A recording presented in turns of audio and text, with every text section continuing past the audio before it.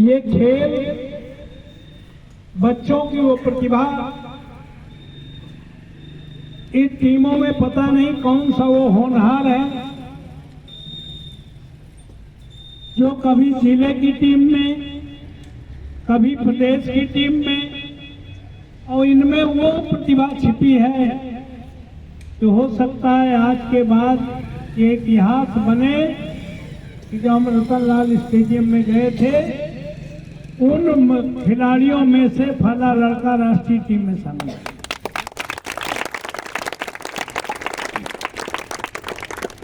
पहले तो बच्चों को केवल शिक्षा, किताबी ज्ञान और उसे केवल रोटी रोजी कमाने का साधन समझेगा। अगर आज भी बच्चों से पूछो,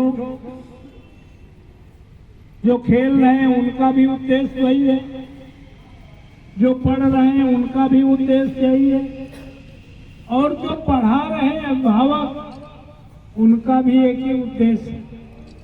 क्या उद्देश्य है कि लड़का कहाँ खेल में फंसेगा, अगर ठीक से पढ़ ले तो रोटी रोजी कमाएगा, माँ बाप परिवार के पालन पोषण में काम आएगा। लेकिन मैं एक ही चीज आपको बच्चों बताया जा रहा हूं,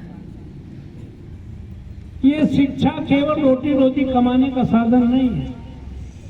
ये किताबी ज्ञान केवल रोटी रोजी कमाने का साधन नहीं है। शिक्षा का मतलब है वो ज्ञान, वो समझ, वो जानकारी जो ये समझने में सक्षम हो जाए कि पहले क्या हमारे हित में है, क्या हमारे हित में नहीं है। पहले तो स्वयं के बारे में, फिर अपने परिवार के बारे में,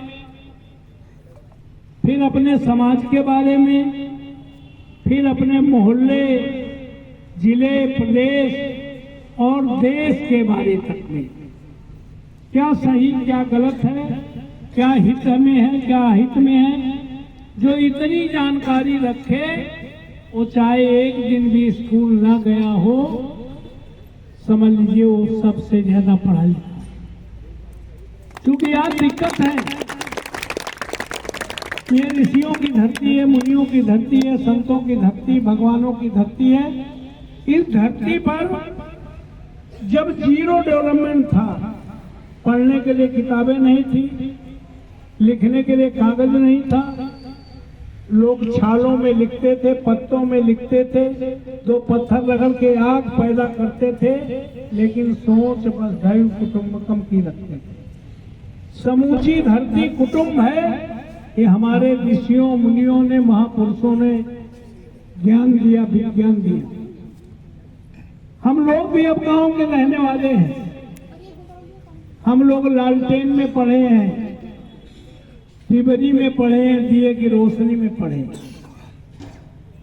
लेकिन जो दिए में दिखाई देता था, जो लालटेन में दिखाई देता था, आज वो हाइलोजन में भी दिखाई नहीं पड़ता। जब जीरो डेवलपमेंट था तो सोच वसुधैव कुटुंबकम की थी। 2500 साल पहले बुद्ध पैदा हुए। उन्होंने क्या कहा? उन्होंने कहा सर्वे भवन सुखिनः सर्वे सन्तु निरामया सर्वे भद्राणि पश्यन्ति मा कश्चित् दुर्भाग् भवेत्। कोई दुखी ना रहे। कौन दुखी ना रहे? केवल मनुष्य जाति नहीं, पशु पक्षी नहीं, पेड़ पौधे नहीं, चर अचर गोचर कोई जो तुम्हें दिखाई नहीं पड़ता है वो भी दुखी न हो कि 2500 साल पहले बुद्ध ने ज्ञान दिया। आजादी से पहले सोच देश थी। इस देश की आजादी के लिए किसी जात धर्म क्षेत्र भाषा के लिए नहीं, समूचे देश को आजाद कराने के लिए लोग हंसते हंसते फांसी पे चढ़ते। यानी आजादी से पहले सोच देश थी। अब हम शिक्षा के चरम सोपान चल रहे हैं। अब UP board, CBSE board, ICSE board, सारे बोर्ड बन गए हैं। शिक्षा बढ़ रही है लेकिन विजन घट रहा है। अगर शिक्षा बढ़े तो विजन बढ़े, जितना अंधेरे में दिखाई देता हो उतना ही हाइलोजन में दिखाई दे, तो हाइलोजन जलाने की जरूरत है क्या?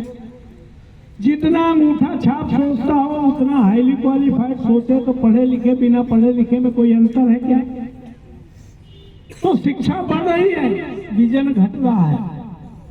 रोशनी बढ़ रही है, विजन घट रहा है। हम सॉफ्टवेयर हार्डवेयर में प्रवेश कर रहे हैं, हम चंद्रयान में पानी खोज रहे हैं, हम सॉफ्टवेयर हार्डवेयर में प्रवेश कर रहे हैं, लेकिन हमें लगता है उल्टी दिशा को जा रहे हैं। आज वसुधैव कुटुंबकम छोड़ो, सर्वे भवन्तु सुखिनः छोड़ो, देश छोड़ो, प्रदेश छोड़ो, जिला छोड़ो, तहसील छोड़ो, ब्लॉक छोड़ो, गांव छोड़ो, मोहल्ला छोड़ो, बिरादरी छोड़ो, खानदान छोड़ो। अपवाद न हो तो एक ही मकान में रहते हुए जिन्होंने हमें पैदा किया है, अपवाद न हो तो नेरोलैक पेंट वाले कमरे में CFL की रोशनी में सबको माँ बाप भी दिखाई नहीं पड़ता। अपवाद न हो तो उसी मकान में रहते हुए जो हमारे आगे पीछे पैदा हुए छोटे बड़े भाई बहन हैं, वो भी सबको दिखाई नहीं देते।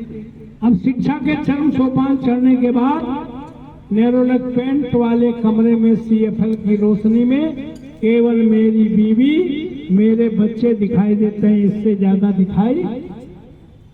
और जब माँ बाप को मेरे बीवी मेरे बच्चे दिखाई देंगे तो आने वाली पीढ़ी को तो इससे और भी कम सिकुड़ने का मौका है।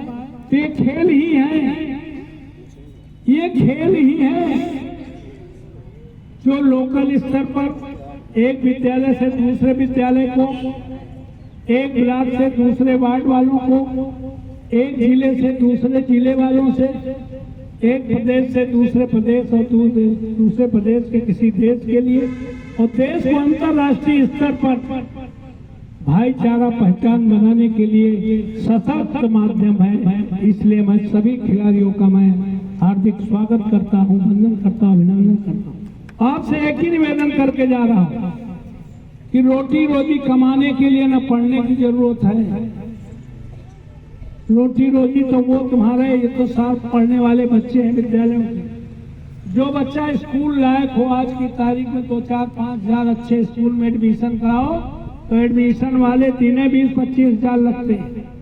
उतने रुपए से किसी अपने भाई को जितने बच्चे हैं उसको एक दिन स्कूल न जाने दो और उसको फल या सब्जी की ठेलियां लगवा दो, शाम तक इतने कमा के ले आएगा कि माँ बाप भी खाएंगे, भाई बहन भी खाएंगे। जैसे दिन बढ़ते जाएंगे उसकी आमदनी बढ़ती जाएगी और बच्चा कमा के अपने माँ बाप के हाथों में रखेगा।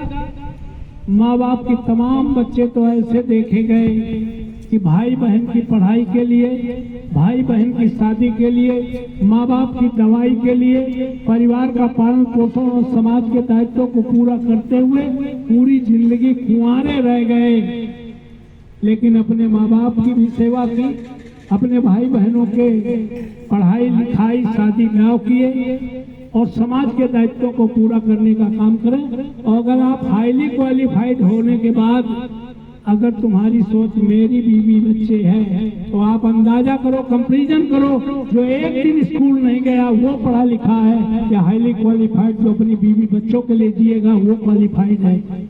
आज समस्या इस बात की है, इसलिए सजग रहने की जरूरत है और शिक्षा इसलिए प्राप्त करनी है कि हमें अपने से लेकर देश तक के हित में हम सोच सके, समझ सके, वो ज्ञान पैदा हो जाए। निश्चित तौर पर यही शिक्षा है। तो मैं पुनः इन 5 विद्यालयों से आए हुए उन होनहार बच्चों को जो क्रिकेट प्रतियोगिता में आज शामिल हुए हैं, हमारा आशीर्वाद है, शुभकामनाएं हैं कि वो जिले स्तर पर ही नहीं, प्रदेश स्तर पर नहीं, राष्ट्रीय स्तर पर नाम रोशन करने का काम करें, बड़े सपने देखने का काम करो। निश्चित तौर पर जो बड़े सपने देखता है वो निश्चित तौर पर बड़ा कुछ करके दिखाने का अवसर पाता है। आप सभी को बहुत बहुत और टीम को अपने जिनके प्रयास से हम आए हैं, भाई मन प्यारे वाल्मीकि जी को जिन्होंने हमें बुलाया है, कैलाश वर्मा जी, उनकी पूरी टीम को, हमारी बहनों को ढेर सारी बधाई देते हुए अपनी बारी को विराम देता हूँ। जय भीम, जय भारत।